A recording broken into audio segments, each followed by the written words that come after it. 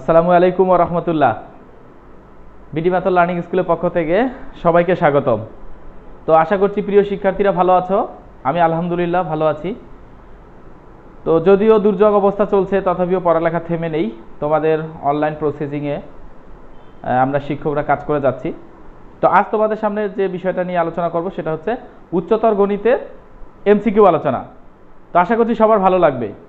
তো যদি ভালো লাগে তো অবশ্যই লাইক কমেন্ট শেয়ার করবে। আর তোমাদের শুভকামনায় ইনশাল্লাহ শুরু করলাম। তো প্রিয় শিক্ষার্থীরা, এখানে আমরা ঢাকা বোর্ড 2019 সালের প্রশ্নটা সমাধান করব, বহু নির্বাচনী উচ্চতর গণিত। হ্যাঁ, তো প্রথমে যে প্রশ্নটা দেখতে পাচ্ছ, নিচের কোন বিন্দুটি 2x + 3y - 3 is less than 0।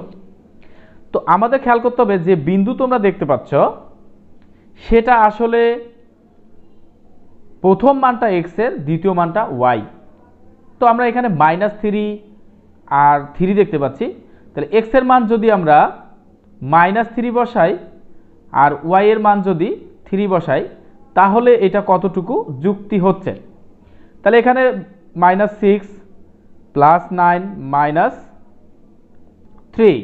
তাহলে দেখো এখানে কি হচ্ছে, এটার সাথে এটা হিসাব করলে কি যাচ্ছে, কাটা। তাহলে 0 0 থেকে বড় বা ছোট এটা কি কখন হতে পারে? না, প্রথম মানটা আমাদের হবে না। দ্বিতীয় মান এসে দেখতে পাচ্ছি 2 5। তো x এর মান যদি আমরা 2 বসাই তাহলে কত হবে? 2 2 4। আর যদি y এর মান 5 হয়, 3 5 কত? 15। তাহলে 15 আর 4 কত হবে? অবশ্যই 19। সেখান থেকে যদি আমরা 3 বাদ দেই তাহলে 0 থেকে বড়, তাহলে অবশ্যই আমাদের দ্বিতীয় মানটা রাইট। পরের অপশনে দেখো ফাংশন অফ x, ফাংশনটির ডোমেন। সবসময় মনে রাখবা, ডোমেন নির্ণয় করতে গেলে যদি আমাদের কখনো ভগ্নাংশ থাকে, তো এখানে ফাংশনটা কি আছে? Function of x = modulus of x আর হচ্ছে x - 3। তো দেখো হরে যেটা থাকবে, ডোমেন যদি বাস্তব সংখ্যা হর হয় তাহলে সেটা ডোমেন হবে।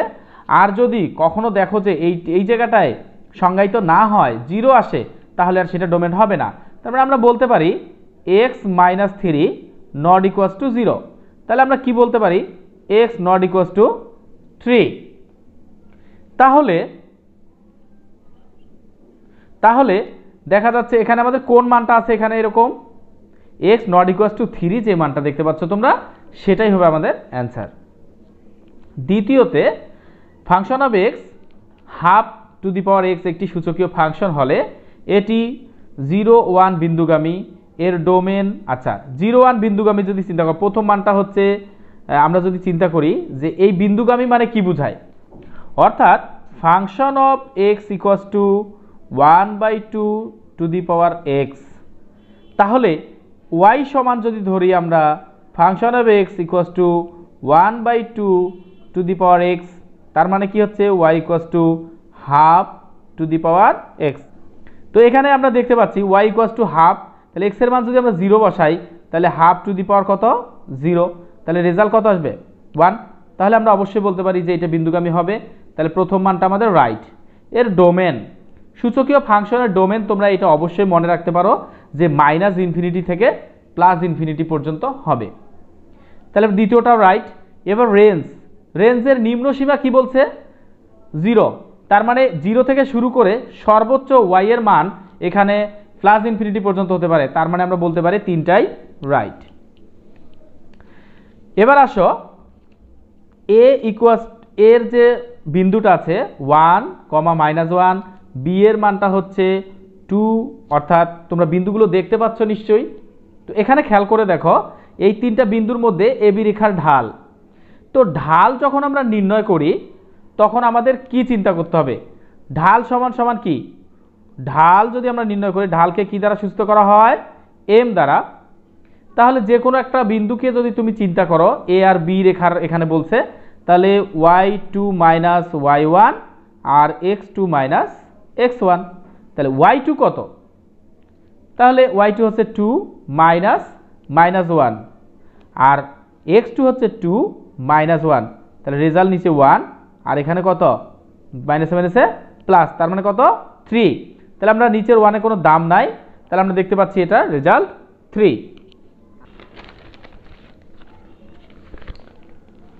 প্রশ্ন নাম্বার 5 দেখো, এ বি সি বিন্দু 3টি দ্বারা গঠিত ত্রিভুজ ক্ষেত্রের ক্ষেত্রফল কত? তো এখানে ত্রিভুজ ক্ষেত্রের ক্ষেত্রফলের সূত্র কিন্তু দেখো half modulus x1 x2 x3 আবার হবে x1 আর y1 y2 y3 দেন আবার y1। তাহলে আমরা হাফ x1 এর মান পাচ্ছি 1, তারপরে 2 মাইনাস 2 দেন আবার 1, y এর মান -1 2 আবার 2 দেন -1। তাহলে নিয়ম হচ্ছে আমরা এই পাশের গুণগুলো আগে করব। তাহলে হাফ 2 একে 2 2 দুগুণা 4 মাইনাসে মাইনাসে প্লাস 2 একে 2, তারপরে মাইনাস সূত্রে বসবে, এই গুণটা এবার হবে 2 একে 2 মাইনাসে মাইনাসে সূত্রের একটা এখানে কি থাকবে প্লাসে মাইনাসে মাইনাস 2 দুগুণা 4 আর এখানে একটা মাইনাস আছে, মাইনাসে মাইনাসে কি হবে প্লাসে মাইনাসে -2। তাহলে হাফ 8 মাইনাস এখান থেকে যদি বাদ দিই আমরা তাহলে 6, আচ্ছা 2 2 কাটা, তাহলে মাইনাসে মাইনাসে প্লাস 4, তাহলে আমরা কি বলছি 2 × 12 তার মানে 6। তাহলে রেজাল্ট আমরা 6 পেয়ে গেলাম। তো তোমাদের যাদের এই সূত্রটা মনে নেই তাদেরকে বলছি আমরা যে এখানে প্রথম মানটায় যোগ হবে, পরের মানটায়ও যোগ হবে, কিন্তু সূত্রের জন্য একটা কি থাকবে মাইনাস হবে। এই গুণটা হবে প্রথমে আর দ্বিতীয় গুণটা হবে y এর মডুলাসের পরে প্রথম অংশের গুণটা হবে এই পাশ দিয়ে আর পরেরটা হবে এই পাশ দিয়ে, একটু মনে রাখবা, তাহলে তোমরা আনসার পেয়ে যাবে। তবে যারা এসএসসি পরীক্ষা দিবে ক্লাস 10-এ পড়ো তাদের অবশ্যই এটা জানা আছে। এরপরে 6 নম্বর প্রশ্নে যদি আমরা চিন্তা করি, 327y = 9y + 4। তো এইখানে আমরা 3 লিখতে পারি, তাহলে 1 + 3 এর উপর 3 মানে 27, তাহলে 3y = 3 এর উপর কি হবে 2y প্লাস আরেকটা 2 দ্বারা গুণ করলে 4 দুগুণা কত হবে 8 হবে। তাহলে আমরা 3 3 যদি বাদ দেই, একটু খেয়াল করো, তাহলে এখানে বিয়োগ করলে কত হবে শুধু y, তাহলে y = কত 8 থেকে 1 বাদ দিলে 7, তার মানে y = কি বলতে পারি 7। নাম্বার 7 নম্বর প্রশ্নে কি বলতেছে, -x² + 4x - 3 = 0 সমীকরণের নিশ্চায়ক কত? তো নিশ্চায়কের তোমাদের অবশ্যই একটা জিনিস মনে রাখতে হবে, রুটের ভিতরে দেখো তো আমরা b² - 4ac এটা আমরা দিতাম, ঠিক কি না? তো এটা যদি আমরা দেই তাহলে নিশ্চয়ক হচ্ছে অ্যাকচুয়ালি রুটের ভিতরের যে অংশটুকু সেটা। তাহলে এখানে b এর মান কত, x এর সহগটা হবে b এর মান আর এর মানটা হবে x² এর সহগ মানে -1 আর c এর মান হবে -3। তাহলে b এর মান 4 তার উপরে স্কয়ার মাইনাস 4 × এর মান -1 আর -3, তাহলে 4 4 কত 16, 3টা মাইনাস গুণ করলে মাইনাস হবে, 3 4 12 বিয়োগ করলে হবে 4। এবার আসো 10 choose 4 তোমরা ক্যালকুলেটরে বের করতে পারো। তাহলে আমরা যারা তোমরা ক্যালকুলেটরে পারো না একটু মনোযোগ দিয়ে আমার ক্যালকুলেটরের দিকে তাকাও, তাহলে বুঝতে পারবে। 8 নম্বর প্রশ্নে বলছে 10 choose 4 অর্থাৎ 10 choose 4। তো 10 choose 4 এটাকে আগে লিখতে হবে 10, তাহলে লিখে ফেলো। অন করার পর শিফট দাও, ভাগ বাটনে দেখো n choose r আছে, তারপরে 4 দাও, ইকুয়াল দাও দেখো কত হয়েছে 210, তার মানে 210। তাহলে আমরা 8 নম্বর অ্যান্সার পেয়ে গেলাম। এবার আসো 9 নম্বর প্রশ্নে বলতেছে একটা ত্রিভুজ দেওয়া আছে, যাদের ভেক্টর নিয়ে সমস্যা আছে তাদের জন্য বলছি। ভেক্টর আসলে খুবই সহজ একটা টপিক।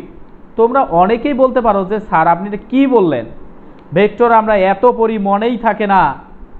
আমি যখন তোমাদের ভেক্টর করাবো দেখবা পানির মতো সহজ লাগবে ইনশাআল্লাহ। তো দেখো এবিসি এর ক্ষেত্রে এখানে আমরা একটা ত্রিভুজ দেখতে পাচ্ছি। তো যদি আমরা এই বাহু থেকে শুরু করি, তো আমাদের প্রথমে হচ্ছে AB vector plus BC vector. তাহলে এই ভেক্টর দুইটা ক্রমিক ভেক্টর দেখতে পাচ্ছ, আর এসি যখন বলতেছে তাহলে বিপরীত ক্রমে আছে, তাহলে একটা ত্রিভুজ বিধির যোগের নিয়মকে ফলো করেছে। তাহলে আমরা 1 নম্বরটা ওকে পাচ্ছি। 2 নম্বর অপশনে দেখতে পাচ্ছি AB vector plus AC vector সমান বিসি ভেক্টর। আসলে এবি ভেক্টর আর এসি ভেক্টর যদি আদি বিন্দু একই রকম হয় তাহলে এটা বিপরীত ক্রমে হইতে হবে, অর্থাৎ AB vector plus AC vector যদি তোমরা লেখো তাহলে সমানের ওই পাশে হবে, আগে যাবে সি ভেক্টর আগে, তারপরে যাবে বি ভেক্টর। তাহলে সি ভেক্টর আর বি ভেক্টর যদি হতো তাহলে এটা কারেক্ট হতো। তার মানে আমরা বলতে পারি যে 2 নম্বর অপশনটা আমাদের ভুল। তাহলে আমরা অ্যান্সার পাচ্ছি 1 এবং 3।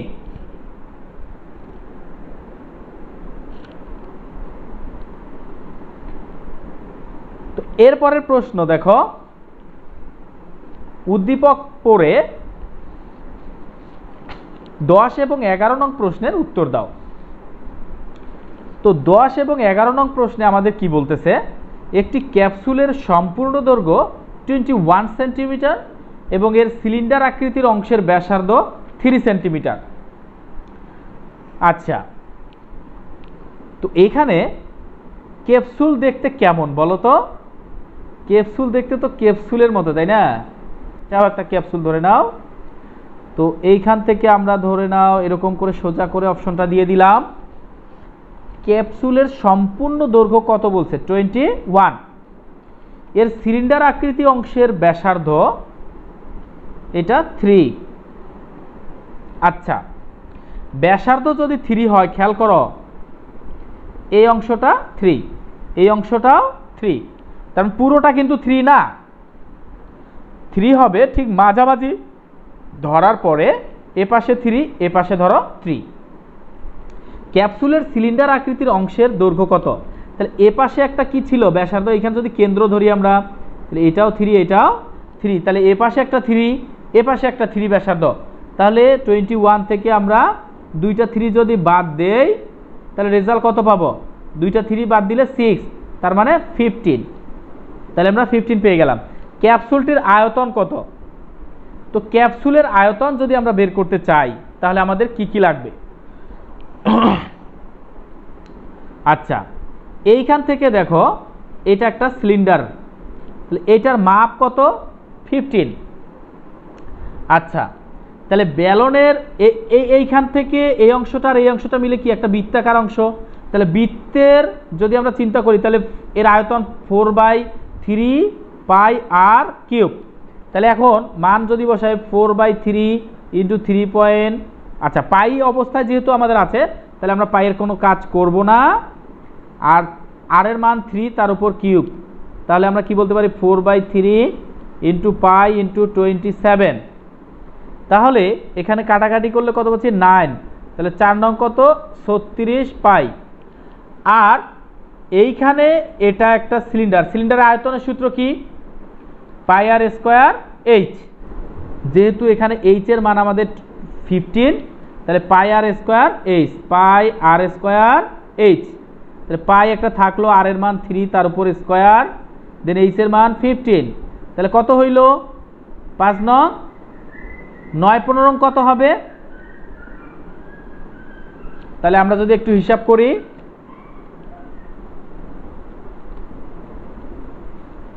$135।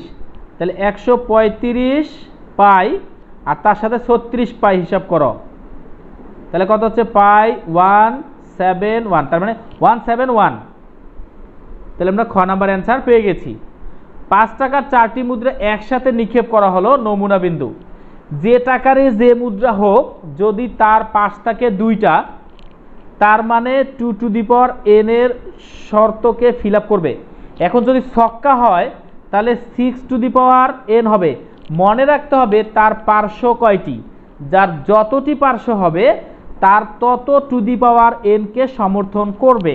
তাহলে এখানে খেয়াল করে দেখো, আমাদের এটা 5 টাকার মুদ্রাটার কাঁচা পয়সাটার আমরা যদি চিন্তা করি তাহলে অবশ্যই এটার 2টা পৃষ্ঠ আছে। তা 2টা পৃষ্ঠ থাকলে 2 টু দি পাওয়ার n কে এখন কয়বার নিক্ষেপ করতে বলছে, 4টি মুদ্রার কথা বলছে, তাহলে n এর মান হবে 4। তাহলে 2 টু দি পাওয়ার 4 মানে কি 16। তাহলে আমাদের রেজাল্ট হচ্ছে 16। এবার আসো নিচের কোনটির জন্য এ ও বি সেট দ্বয় সমান হবে। দেখো এ থেকে বাদ যাচ্ছে বি, বি থেকে বাদ যাচ্ছে এ, আসলে পরবর্তীতে কিছুই থাকবে না। তাহলে আমরা যেটাতে উপসেট আর ইকুয়াল পাবো সেটাই হচ্ছে আমাদের অ্যান্সার। খেয়াল করে দেখো, এটাকে আমরা দেখতে পাচ্ছি এ উপসেট অর ইকুয়াল বি, আবার বি উপসেট অর ইকুয়াল এ যদি হয় তাহলে অবশ্যই আমরা বলতে পারি উভয়টাই কি সমান, এ ইকুয়ালস টু বি হবে। এটা একটা সূত্র, তোমাদের ছেট অধ্যায়ের সূত্র। এক 7-11 সেন্টিমিটার ব্যাসার্ধ বিশিষ্ট 3টি বৃত্ত পরস্পরকে বহিঃস্পর্শ করলে কেন্দ্র ত্রয় দ্বারা উৎপন্ন ত্রিভুজের পরিসীমা 52 সেন্টিমিটার হয়, তাহলে এক্স এর মান কত? একটু খেয়াল করে দেখো প্রিয় শিক্ষার্থীরা, একটা বৃত্ত ধরলাম, আবার একটা বৃত্ত ধরলাম, আমাদের কয়টা বৃত্তর কথা বলছে? 3টা। এইখানেও একটা আমরা স্পর্শ করে বৃত্ত ধরলাম, তাহলে এর একটা কেন্দ্র আছে, এর একটা কেন্দ্র আছে, এর একটা, তাহলে এটার কেন্দ্র এরকম করে যদি যায়, স্পর্শকগুলো থেকে যদি যোগ হয় এবং ত্রিভুজ গঠন করতে বলছে, তাহলে এখানে যদি এক্স হয় তাহলে এখানেও কি ব্যাসার্ধ এক্স, তারপর এটা যদি 7 হয় এটাও 7, এটা যদি 11 হয় এটাও 11 এবং তার পরিসীমা 52। তাহলে প্রিয় শিক্ষার্থীরা এক্স কয়টা? 2টা, 7 কয়টা? 2টা, তার মানে কত? 14, 11 কয়টা? 2টা, মানে 22 ইকুয়ালস টু 52। তাহলে আমরা এখানে কি পাচ্ছি? এখানে 2x ইকুয়ালস টু 52 মাইনাস 36। তাহলে x ইকুয়ালস টু 2 কোথায় যাচ্ছে? নিচে, তাহলে 6, তার এখানে 1, তার মানে 8 অ্যান্সার। তাহলে আমরা অবশ্যই এখানে 8 অ্যান্সার পেয়ে গেছি। এরপরে দেখো আবার একটি ভেক্টর প্রশ্ন আছে। তো দেখো চিত্রে এসি ভেক্টর, তার মানে এসি ভেক্টর, তো এই দিকে দেখো দিক একই রকম দিকে যাচ্ছে, তাহলে এখানে এ আছে, এখানে সি আছে, এখানে 2a আছে, এখানে বি ভেক্টর আছে, আর মাঝখানে কি দিয়েছি? বি। তো একই দিকে যদি যায় তাহলে দেখো এখানে আমাদের যোগের নিয়মটা খাটাতে পারি, 2a প্লাস বি হচ্ছে রেজাল্ট। দেখা মাত্র এটা অ্যান্সার ক্লিয়ার। এবার হচ্ছে 16 নাম্বার।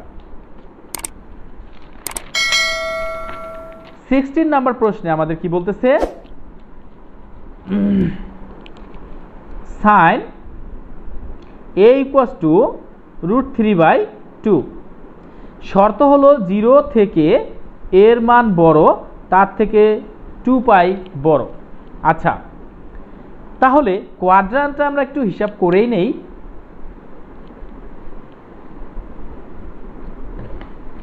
তো দেখো এর মান π/3 বলছে। আচ্ছা, সাইন কত ডিগ্রির মান? √3/2, 60 ডিগ্রি। 60 ডিগ্রি করতে গেলে যেহেতু পায়ের মান 180, তাকে যদি আমরা 3 দ্বারা ভাগ করি তাহলে উভয় পাশের সাইন সাইন কি যাবে? কাটা যাবে। তাহলে এই সাইন সাইন যদি কাটা যায় তাহলে এর মান হচ্ছে π/3।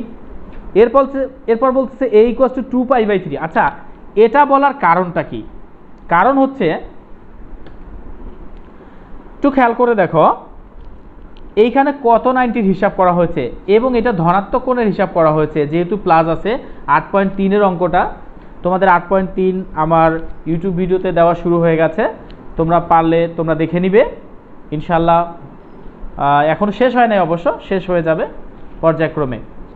তো এখানে দেখো টোটাল এখানে 4টি 90-র কথা বলা হয়েছে, যেহেতু পাই মানে 2টা 90 আর 2 এর সাথে গুণ করলে 490। তো যদি 490 হয় তাহলে এই পর্যন্ত আসতে পারবে সে, এখান থেকে শুরু করে এই পর্যন্ত আসতে পারবে, এখান থেকে শেষ হবে। তাহলে খেয়াল করো, এই ঘরে সে প্লাস, অল পজিটিভের ঘরে যেতে পারবে না যেহেতু বিজোড় হিসাব করতে হবে। তাহলে আমরা 490 থেকে মাইনাস করলে মাইনাসের দিকে যাব, এ ঘরেও যেতে পারবো না, এ ঘরেও যেতে পারবো না। তাহলে আমরা হিসাব করব এই ঘরে। তো এই ঘরে সাইনে যাওয়ার উপায় কি? পাই দিয়ে মাইনাস। তাহলে আমরা পাই মাইনাস আর পাইয়ের মান আর একটা থিটার মান সূক্ষ্মকোণ কত পেয়েছিলাম আমরা? এর মান π/3। তাহলে π/3 লসাগু করলে কি হবে? 3 পাই মাইনাস পাই, তার মানে কি 2π/3। তাহলে এটা আমাদের দ্বিতীয়টা রাইট হয়ে গেল। তৃতীয় অপশন এখানে দেখতে পাচ্ছ তোমরা, এই ঘরেও যাওয়া যাবে না, এই ঘরেও যাওয়া যাবে না, এই ঘরেও যাওয়া যাচ্ছে না, কারণ যেহেতু সে প্লাস মান, কারণ এই ঘরেও মাইনাস, এই ঘরে মাইনাস, আর এই ঘরে হচ্ছে একটা মান আমরা পেয়ে গেছি। তাহলে বাকি অপশনটা আমাদের মিথ্যা। তাহলে 1 এবং 2 রাইট। এবার একটা উদ্দীপক দেখতে পাচ্ছ তোমরা চিত্রটা, যে চিত্রে এবিসি এর মধ্যমাত্রয়, ত্রিভুজ এবিসি এর মধ্যমাত্রয় এডি সমান 6, বি সমান 5 অ্যান্ড সিএফ সমান 4.5 পরস্পর অভিমুখে ছেদ করেছে। ওএ কত? ওএ মানে হচ্ছে এই অপশনটার কথা বলতেছে, খেয়াল করে দেখো। তো যখন আমরা মধ্যমাত্রয়ের নিয়ে কথা বলি, তো এইখানে মধ্যমার কোনো মান আমাদের কাছে নেই, যে হ্যাঁ সরি আছে, এডি সমান কত? 6। তাহলে এটা কিন্তু টোটাল অনুপাতটা হচ্ছে 2:1 অনুপাতে বিভক্ত করে, তাহলে ওএ অনুপাত হবে ওডি। তাহলে ওএ বাই ওডি লেখা যায়, 2/1 লেখা যায়। এটাকে যদি আমরা উল্টিয়ে দেই, ওডি বাই ওএ হবে, দেন 1/2 হবে। একটু খেয়াল করো, আমাদের পুরো মানটা জানা আছে। তাহলে ওডি এর সাথে আমার দরকার তো ওএ, তো এখন যদি উভয় পাশে আমরা ওএ দেই, তাহলে এখানে একটা এডি এর মান বসাতে পারবো আর 2 ওএ পাবো। তাহলে কি হচ্ছে? অথবা উপরে তোমরা কি করতে পারো, যে ওডি আমরা যোজন এবং শুধু যোজন করে দেই, তাহলে ওডি প্লাস ওএ আর নিচে হচ্ছে ওএ ইকুয়ালস টু 1 + 2 আর নিচে 2। তাহলে উপরে হচ্ছে এডি আর নিচে হচ্ছে ওএ আর এখানে 3/2।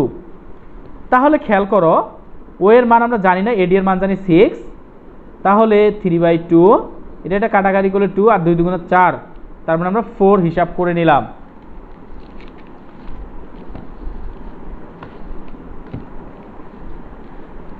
এরপর দেখো 17 নম্বর প্রশ্নটা বলতেছে, 18 নম্বর প্রশ্ন বলতেছে এবি বিসি এসি বাহুর বর্গের সমষ্টি। তার মানে আমাদের অ্যাপোলোনিয়াসের সূত্রটা তোমরা অবশ্যই জানো, যে বাহুগুলোর 3 গুণের বর্গ স্কয়ার আর তার কর্ণের 4 গুণের বর্গ স্কয়ার। তাহলে কর্ণ এখানে কতগুলো আছে আমরা দেখতে পাচ্ছি, একটা এডি আছে, মধ্যমা, সরি কর্ণ না, মধ্যমা, বিই আছে, তারপরে আছে সিএফ। তাহলে আমরা খেয়াল করি, AB square plus BC square plus AC square, তাহলে 4/3, আর এগুলার স্কয়ারগুলো কাজ করে দিব আমরা 6 এর উপর স্কয়ার প্লাস 5 এর উপর স্কয়ার প্লাস 4.5, তার উপর আবার স্কয়ার। তাহলে আমরা ক্যালকুলেটর ইউজ করি, 4.5 square equal plus 25 plus 36 equal into 4 equal ভাগ 3 ইকুয়াল 108.33। তাহলে 108.33 আমাদের 19 নাম্বার আমরা দেখতে পাচ্ছি function of A equals to A square plus 5a minus 4। তো যখন এখানে বলছে function of A equals to কত 2 হলে, তাহলে এই অংশটার মান কত 2, তাহলে a square plus 5a minus 4 equals to 2, তাহলে a square plus 5a minus একবারে 6 ইকুয়ালস টু 0, বিয়োগ করে আসতে হবে 5, তাহলে a square plus 6a minus 6 তাহলে আমরা a মাইনাস 1 আর হচ্ছে a প্লাস 6 ইকুয়ালস টু 0। তাহলে a এর মান হচ্ছে 1 আর হচ্ছে a এর মান মাইনাস 6। তাহলে আমাদের যেটা অ্যান্সার আসবে সেটাই, তাহলে 1 আছে। নিচের কোনটি সমমাত্রিক বহুপদী যেটার মাত্রা দেখো y x এরও স্কোয়ার y এরও, তো কি বলতেছে y প্লাস 1/y⁴ এর y বর্জিত পদ। তাহলে দেখো 4 যখন হবে তো আমরা এর বিস্তৃতিতে r প্লাস 1 তম পদ যদি আমরা পাই, খেয়াল করো, তাহলে সূত্রটা হচ্ছে 4 সুস r, আর এই প্রথম পদের যে y আছে তা লিখবো, এইটা থেকে এটা মাইনাস হবে, 4 মাইনাস r হবে, আর 1/y⁴ কি হবে, r হবে। ওকে, তারপরে আমরা 4 সুস r পাচ্ছি। তারপর এইখান থেকে খেয়াল করে দেখো, এখানে r⁴ কত, y⁴r, এটার সাথে যদি y কাজ করি, একটা ভাগ অবস্থায় আছে, তাহলে 4 মাইনাস r মাইনাস r, তাহলে কি হচ্ছে 4 সুস r y 4 মাইনাস 2r। আচ্ছা, এখন y বর্জিত মানে মনে রাখতে হবে যে আমাদের এই অপশনটার মধ্যে শুধু এই লবটা সমান সমান, প্রশ্ন মতে আমরা বলতে পারি 0। তাহলে এখানে আমরা যদি চিন্তা করি যে 4 মাইনাস 2r ইকুয়ালস টু 0, তাহলে মাইনাস 2r সমান মাইনাস 4, মাইনাস মাইনাস কাটা, এখানে রেজাল্ট আসবে 2, তার মানে r এর মান আমরা বলতে পারি 2। তাহলে r এর মান যদি 2 হয়, তাহলে আমাদের প্রশ্ন হলো y বর্জিত পদ কোনটি। তাহলে r এর মান যদি 2 হয়, তাহলে r এর মান যদি আমরা এখন বসাই দেই, তাহলে 4 সুস 2, তাহলে ক্যালকুলেটরে করে দাও, 4 সুস 2, তাহলে 4 সুস 2 ইকুয়াল 6। তাহলে আমরা রেজাল্ট পাচ্ছি কত, 6। এরপরে 22 নম্বর প্রশ্নে আমরা দেখতে পাচ্ছি ধারাটির দশম পদ। তো ধারা এখানে দেখো 202 প্লাস 0.02 প্লাস 0.002। আচ্ছা, যাই হোক, এখন এটার প্রথম পদ এর মান কত, 2, আর r এর মান হচ্ছে 0.2/2। তাহলে ক্যালকুলেটর করলে আমরা কত পাবো, 2 ইকুয়ালস টু 0.1, তাহলে এর মান হচ্ছে 0.1। এখন প্রশ্ন হলো যে দশম পদ কত, তা দশম পদ কি, ar⁻10-1, তাহলে এর মান 2 ইন্টু r এর মান 0.1 টু দি পাওয়ার কত, -9। তাহলে রেজাল্ট হচ্ছে আমরা বলতে পারি, এখানে ক্যালকুলেটরে আমরা যদি দেখি 2 into bracket 0.1 to the power 9 equal, তাহলে 2 ইন্টু 10 টু দি পাওয়ার -9, তাহলে 2 ইন্টু 10 টু দি পাওয়ার -9। ধারাটি অসীমতক সমষ্টি হচ্ছে a/1 মাইনাস r, তাহলে এর মান কত, 2, 1 মাইনাস r এর মান 0.1, তাহলে 0. কত পাচ্ছি, 9, তার মানে 20/9। 24 নম্বর প্রশ্নে খেয়াল করে দেখো,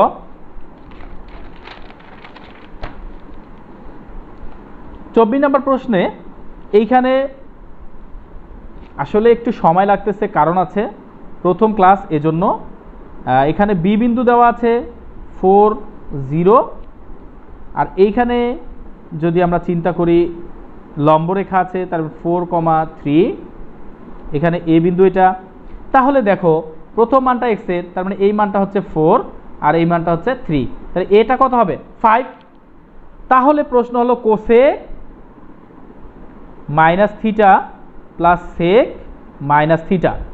তো আমি তোমাদের 8.3-এর যে সূত্রগুলো করিয়েছি সেখানে আমি দেখিয়েছি শুধু কস আর সেকে মাইনাসটা রিসিভ করবে না, বাকি সবাই মাইনাস রিসিভ করবে, তাহলে কোসেক থিটা থাকবে আর এর মাইনাসটা থাকবে না সেক যেহেতু। তাহলে আমরা এখান থেকে কি পাচ্ছি, কোসেক মানে হচ্ছে সাইনের উল্টা। সাইন মানে কি, এটা যদি লম্ব রেখা হয়, এটা যদি তোমার সূক্ষ্মকোণ হয়, তাহলে লম্ব বাই অতিভুজ হচ্ছে সাইন, আর কোসেক হলে অতিভুজ বাই লম্ব, তার মানে 5/3। আর কস হচ্ছে ভূমি বাই অতিভুজ হচ্ছে কস, আর উল্টো হচ্ছে অতিভুজ বাই ভূমি, তার মানে 5/4। রেজাল্ট হচ্ছে 12 - 20 + 3 = কত, 15। তাহলে রেজাল্ট আসতেছে -5/12। নিচের কোন ঘটনা ঘটার সম্ভাবনা পি হলে নিচের কোনটি সঠিক? খেয়াল রাখবে, কোনো ঘটনা ঘটার সর্বনিম্ন মান হচ্ছে 0 আর সর্বোচ্চ মান হচ্ছে 1। তাহলে এর মধ্যে এই greater less than or equal যদি হয় তাহলে ধরে নিবা সেটা রাইট। তাহলে আমরা ঘ নাম্বারটা ওকে। তো প্রিয় শিক্ষার্থীরা, তোমাদের যদিও ভিডিওটি লং করে ফেলেছি, তোমরা কেউ কিছু মন খারাপ করবে না, কারণ পরবর্তীতে আমরা 25 মিনিটের মধ্যে অর্থাৎ আরও 2 মিনিট থাকতে কিভাবে শেষ করতে হয় সেই চেষ্টাই করব। কারণ প্রথম একটু তোমাদের সময় লাগবে, কারণ যেহেতু অনেকগুলো কন্টেন্ট এখানে আছে। এর পরবর্তীতে ইনশাল্লাহ তোমাদের সংক্ষেপ সময়ে কিভাবে করতে হয় সেই প্রচেষ্টাই থাকবে এবং তোমাদের সেই বাস্তবতা তোমাদের দেখাবো। তো যাই হোক, পরবর্তীতে ক্লাস পাওয়ার জন্য আমাদের সাথে থাকবে। পরে আবারও দেখা না হওয়া পর্যন্ত, তোমাদের সামনে না আসা পর্যন্ত আল্লাহর কাছে এই কামনাই করি তোমরা ভালো থাকো, সুস্থ থাকো। এই শুভকামনায় আজ বিদায় নিচ্ছি। আল্লাহ হাফেজ।